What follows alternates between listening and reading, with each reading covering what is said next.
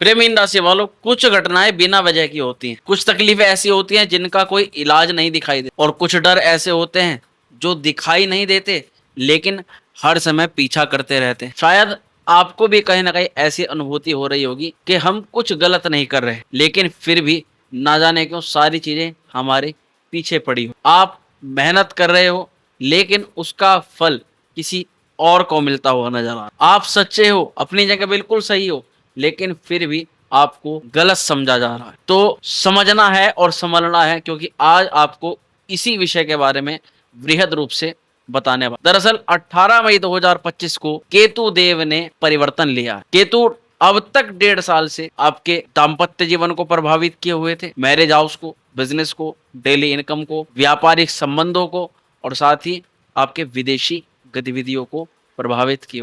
जो लोग फॉरेन में, विदेश में पहले से रह रहे हैं, उन लोगों पर भी इसका प्रभाव मुख्यतः देखा नजर आ रहा। लेकिन अब एक केतु एक ऐसे भाव के अंदर संचरण कर चुके हैं 18 मई को, जो भाव कहीं ना कहीं हमें सुरक्षा भी दे सकता है और चिंता। इसको हमें आज बहुत विस्तार से समझना है, डिटेल में समझना है। और ये मीन राशि वालों के लिए बहुत कारगर और सार्थक वीडियो होने जा रही है, क्योंकि आज आपको कहाँ सतर्क रहना है, कहाँ सावधान रहना है, इसकी भी जानकारी दी जाएगी, और किस क्षेत्र वालों को केतु का आशीर्वाद और कृपा मिल रही है, इसकी भी जानकारी। कुछ रेमेडीज केतु की ऐसी, क्योंकि कुछ लोग जो फलादेश हम बताएंगे उनको ज्यादा महसूस कर रहे होंगे, तो ऐसे लोगों को केतु की रेमेडीज इस दौरान जरूर जरूर जरूर करनी चाहिए। चलिए मीन राशि वालों, बिना देरी करे सीधे आते हैं अपने मुख्य टॉपिक। नमस्कार, मैं हूं एस्ट्रो शिवम पंडित। आप देख रहे हैं श्री विद्या एस्ट्रो यूट्यूब चैनल पर। मीन राशि वालों के लिए केतु का महाक्रांतिकारी राशि परिवर्तन। प्रिय को 18 मई को यह घटना घटित हुई है, लेकिन इसका जो प्रभाव है, ये निसंदेह 18 मई के बाद में वीडियो डाली जा रही है, क्योंकि इसका प्रभाव 1.5 साल तक रहेगा। इसलिए आप ये वीडियो मई में देखो, जून में देखो, जुलाई में देखो, अगस्त में देखो, दिसंबर तक कभी भी देखो, ये वीडियो आपके काम की होगी ही होगी। इसमें बताई गई सारी बातें आपको महसूस भी होंगी, आपको लगेंगी भी, और आपको सावधानी भी पूरी तरह से बताए। मीन राशि वालों, छठे घर के अंदर केतु इस समय संचरण करेंगे। षष्टम भाव, ज्योतिष शास्त्र के अंदर ये भाव त्रिक भावों के अंदर आते हैं, और त्रिक भावों के अंदर ही इस भाव को शुभ घर नहीं माना जाता, क्योंकि इस भाव से रोग देखा जाता है, ऋण यानी कर्ज की समस्या देखी जाती है, लोन की गतिविधि देखी जाती है, और शत्रु, ये सब चीजें, रोग, ऋण और शत्रु, प्रतिस्पर्धाएं, कंपटीशन, सब इस भाव से देखा जाता। लेकिन कई मामलों में ये भाव शुभ माना जाता है जब इन पर क्रूर या पापी ग्रहों का प्रभाव पड़ता है तब। शनि, राहु अथवा केतु इन भावों के अंदर आकर के कई मामलों में आपको प्रोटेक्शन प्रदान करते हैं, कई मामलों में सफलता प्रदान करते हैं, लेकिन कुछ चीजों में हमें बहुत सावधानी भी बरतनी पड़ती है। ये ऐसा सफलता देते हैं कि हम उस सफलता के लिए उन चीजों से लड़ना पड़ता है। तो आज हम यही जानेंगे कि वो लड़ाई, वो युद्ध किन चीजों के मध्य हमारा। मैं कहूंगा 18 मई 2025 के बाद केतु का गोचर आपके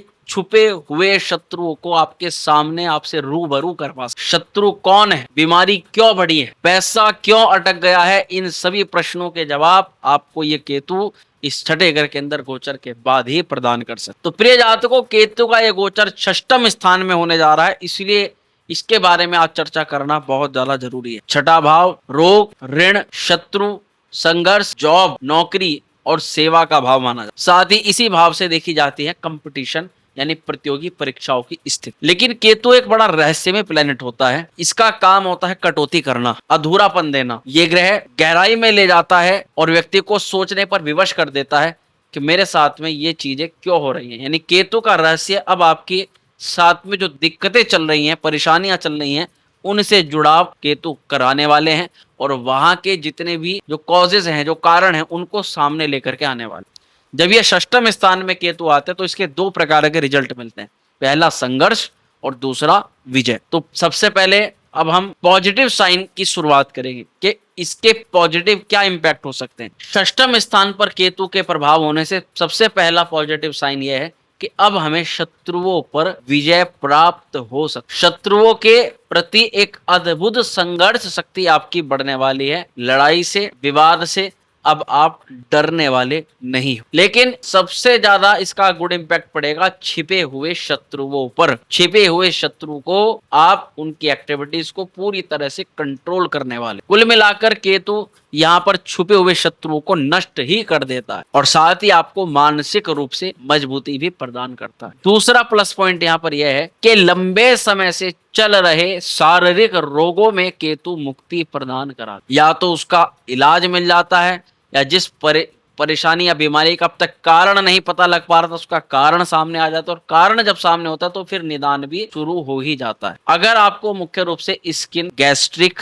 या नर्वस सिस्टम से जुड़ी कोई तकलीफें थी तो उसको केतु यहाँ पर दूर करेंगे। साथ ही आपको अनुसंधान, साइंस, मेडिकल क्षेत्र और हेल्थ से जुड़े करियर क्षेत्रों के अंदर पॉजिटिव साइन देखे जाते। केतु यहाँ पर चिकित्सा, हेल्थ केयर, होम्योपैथी और गुप्त विज्ञान जैसे फोरेंसिक, डिटेक्टिव अथवा पैथोलॉजी में आपकी रुचि बढ़ा सकते या फिर इनसे जुड़े कोई नए अवसर आपको प्रदान करवा सकते। साथ ही केतु यहाँ पर बहुत पॉजिटिव है प्रतियोगी परीक्षाओं को लेकर के भी, क्योंकि छठे घर के अंदर केतु की स्थिति आपको प्रतियोगी परीक्षाओं में सफलता प्रदान कराती। चाहे यूपीएससी हो, चाहे बैंकिंग हो, चाहे गवर्नमेंट कोई एग्जाम हो या फिर मेडिकल से संबंधित कोई भी प्रतियोगी परीक्षा हो। और केतु की एक यहाँ पर चीज होती है कि अनिश्चितता।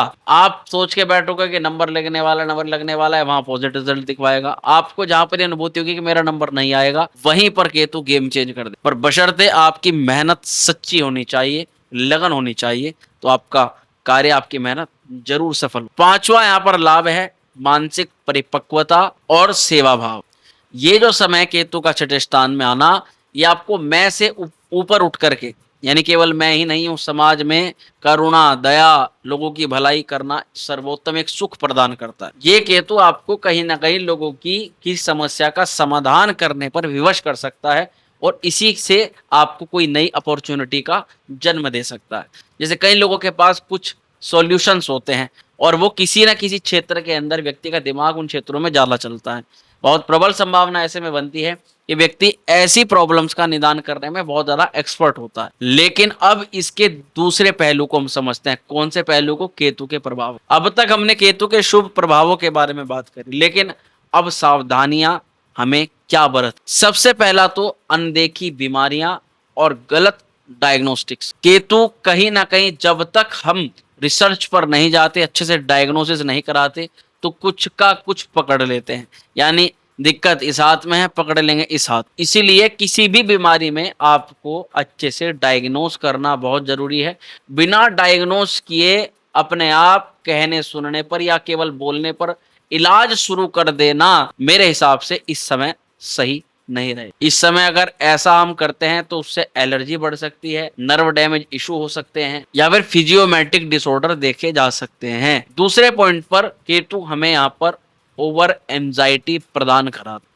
केतु कई मामलों में, कुछ मामलों को लेकर के मानसिक असंतुलन पैदा कर सकता है। कभी कभी हमें ऐसी महसूस होंगी कुछ चीजें कि वे छोटी हैं लेकिन हमें बहुत बड़ी महसूस हो रही है, उनका भार हमसे सहना नहीं हो रहा है, और जब तक हम उसका निदान नहीं कर लेते तब तक हम उस चीज की एंजाइटी जीवन में लेकर के साथ चलते रहेंगे। साथ ही केतु की यहाँ पर स्थिति काम में अनदेखापन या फिर परफेक्शन की कमी को भी दर्शाता है, क्योंकि केतु का प्रभाव मुख्य रूप से अगर आप जॉब करते हो तो आप पर सबसे ज्यादा पड़ेगा। या तो आप कार्य में कुछ गलती कर रहे हो, अनदेखी कर रहे हो, बहुत ज्यादा छुट्टी लगा रहे हो, आप नियमों को, कानूनों को पूरी तरह से फॉलो नहीं कर रहे हो, डेली अप टू डेट नहीं रह रहे हो, उसके कारणों से आपके करियर सेक्टर पर दबाव, प्रेशर और आपको कुछ तनाव का अनुभव हो सकता है। आपको 1% लगेगा काम में आनंद नहीं है, जो आप काम कर रहे हैं इसमें कोई फ्यूचर नहीं है, भविष्य को लेकर के चिंता पैदा होगी। लेकिन अगर हकीकत में देखा जाए तो ये मात्र एक भ्रम है, क्योंकि जिस व्यक्ति ने एक टाइम पर एक समय काम को दिया है वो निरंतर चलता चलता एक मुकाम को उसने हासिल किया है। सुझाव आपको ये देना चाहेंगे कि रूटीन को बना करके रखें और काम के अंदर सेवा भाव होना चाहिए, मतलब काम को सेवा की तरह आपको करना है कि बस मुझे करना है। अब अगर करियर और जॉब अपॉर्चुनिटी की बात करें तो कोई ना कोई ग्रह गोचर किसी ना किसी करियर अपॉर्चुनिटी को जन्म देता है जब भी किसी घर के अंदर वो गोचर होता है। अब षष्ठम स्थान में केतु के आने से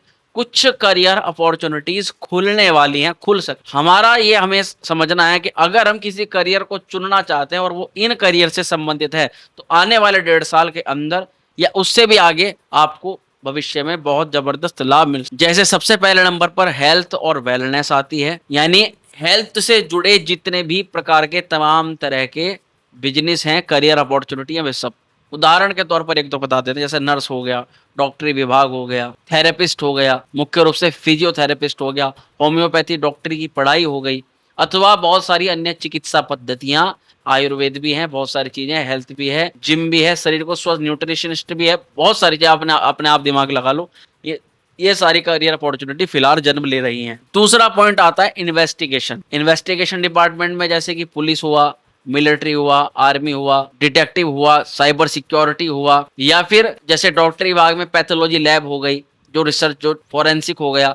तो इन सब क्षेत्रों के अंदर इस समय आपके लिए करियर अपॉर्चुनिटी जबरदस्त हो सकती। तीसरे नंबर पर आती है हमारी सर्विसेज, मानव सेवा संस्थाएं, जैसे कि एनजीओ। कोई पशु पक्षी से संबंधित कुछ एनजीओ चला रहा है, कोई व्यक्ति मानव कल्याण के लिए कुछ कर रहा है, तो एनजीओ जितने भी हैं वो बहुत अच्छे स्तर पर इस समय उठ सकते हैं। अगर आप उनके साथ जुड़ना चाहते हो या फिर अपना खुद का कोई एनजीओ स्टार्ट करना चाहते हो, तो ये समय आपके लिए उपयुक्त हो सकता है। और सबसे महत्वपूर्ण है गवर्नमेंट एग्जाम्स के लिए, मुख्य रूप से कॉम्पिटिटिव एग्जाम्स। और इसमें अगर थोड़ा टेक्नोलॉजी लाइन के अंदर जाएं तो डाटा है, रिसर्च है, साइंटिफिक एनालिस्ट है, फिजियोलॉजी है, स्टेटिक्स है, इन क्षेत्रों के अंदर भारी भरकम मात्रा में जबरदस्त लाभ देखे जा सकते हैं, क्योंकि केतु इन सारी बिजनेस, हालांकि केतु इससे भी ज्यादा बहुत सारे बिजनेस को रिप्रेजेंट करता है। अगर आप कोई बिजनेस की करियर में जाना चाहते हो तो उसमें सलाह ये दी जाएगी कि आप अपनी कुंडली का ही विश्लेषण करवाओ, उसी के अकॉर्डिंग आप देखो कि आपके लिए क्या वर्तमान में बिजनेस अपॉर्चुनिटी खुल सकती है। अब प्रश्न आता है, कोई भी ग्रह गोचर होता है तो वो किसी घटना को सिखाने आता है, कुछ हमें टीच कराने आता है, कुछ ना कुछ ऐसा सिखाने आता है जो उसका मुख्य प्रयोजन होता है। तो केतु का ये गोचर जो छठे घर के अंदर हो रहा है, उसमें केतु हमें क्या सिखा सकता है, क्या सिखा रहा है? केतु सबसे पहला सिखा रहा है कि हमारे कर्तव्य जो है उन कर्तव्य से मत भागो। कर्तव्य को भाग करके अपनी मौज मस्ती के चक्कर में आपको दोबारा से उस कर्तव्य पे आना पड़ेगा। नहीं करोगे तो अगली बार वो कर्तव्य और बड़ा रूप लेकर के आएगा, और जब तक आप उसको पूर्ण नहीं करोगे तब तक आप जीवन में सुख शांति प्राप्त नहीं कर सकते। दूसरा यहाँ पर केतु सिखा रहा है कि सेवा करते हो, सेवा भाव से काम करते हो तो आपको कभी तनाव होगा ही नहीं। और इसके अलावा केतु सिखा रहा है कि आपके जीवन के अंदर जो भी संघर्ष आ रहे हैं वो आपको निखारने के लिए आ रहे हैं, आपको आत्मिक रूप से मजबूत बनाने के लिए आ रहे हैं, और भविष्य में आपकी लाइफ को सुगम और सरल बनाने के लिए आ रहे हैं। और इससे अलग केतु सिखा रहा है कि आपका शत्रु कोई बाहर नहीं, बल्कि आपके अंदर छुपा हुआ आपका डर है, घबराहट है, रोग है, इन पर आपको काबू पाना है। जैसे ही आप इन सभी चीजों को समझ जाओगे, अपने जीवन के अंदर ताड़ने शुरू कर दोगे, वैसे ये छठा घर आपके लिए तपोभूमि बन जाएगा, षष्ठम स्थान तप भूमि, और इस तपोभूमि से आपकी विजय का उद्घोष। अब समझते हैं कि केतु के हर प्रकार के नेगेटिव, नकारात्मक उपाय चीजों को समाप्त करने के लिए और सुख सुविधाओं में यानी कि शुभ प्रभाव में वृद्धि के लिए कौन से उपाय हमें श्रेष्ठ फल प्रदान कर। सबसे पहला उपाय है मंगलवार लाल वस्त्र,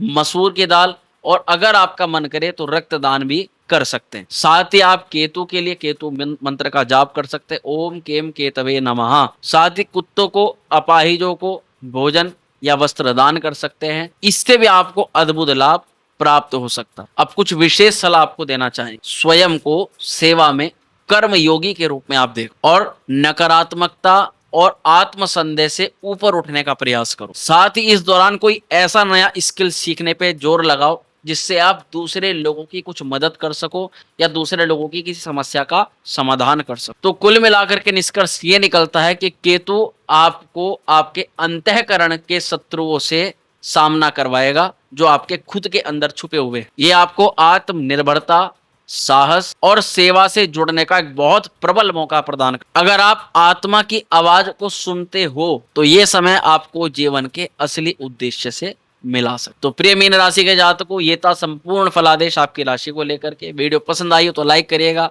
शेयर करिएगा, बने रहिएगा हमारे साथ। शीघ्र मिलते हैं अगली वीडियो में, तब तक के लिए हर हर महादेव।